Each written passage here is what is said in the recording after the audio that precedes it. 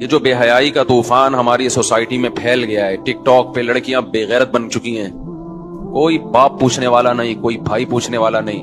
پہلے شادی بیاہ میں ناچ گانے ہوتے تھے، بھنگی چمار قسم کے لوگ، ان کی عورتیں ناچتی تھیں، لوگ برا سمجھتے تھے کہ یہ بھنگیوں کا خاندان ہے، ان کی عورتیں مردوں کے سامنے ناچتی ہیں، میراثی ہیں، ڈھولکی ہیں، خاندانی لوگ نہیں ہیں۔ لیکن اب یوٹیوب کی دنیا جب سے عام ہوئی ہے، سارے ڈھولکی ایکسپوز ہو رہے ہیں، بتا رہے ہیں کہ ہمارا خاندان یہ ہے، ہماری خاندانی روایات یہ ہیں۔ جو کام اداکاراؤں کا ہوا کرتا تھا وہ گھر گھر میں، کزنیں ناچ رہی ہیں اپنے کزن کے سامنے، بہنیں ناچ رہی ہیں بھائیوں کے سامنے۔ ایک چیز پھیلتی جا رہی ہے، روک ٹوک نہیں ہے، روک تھام نہیں ہے۔ جس نے پیدا کیا اس کو ایسا ڈکشنری سے نکالا ہے، ایسا اس کو پسے پش ڈالا ہے، جس کا چینل نہ چل رہا ہو نا، اپنے گھر کی عورتوں کو بے پردہ کر کے ان کو لے آئے گا۔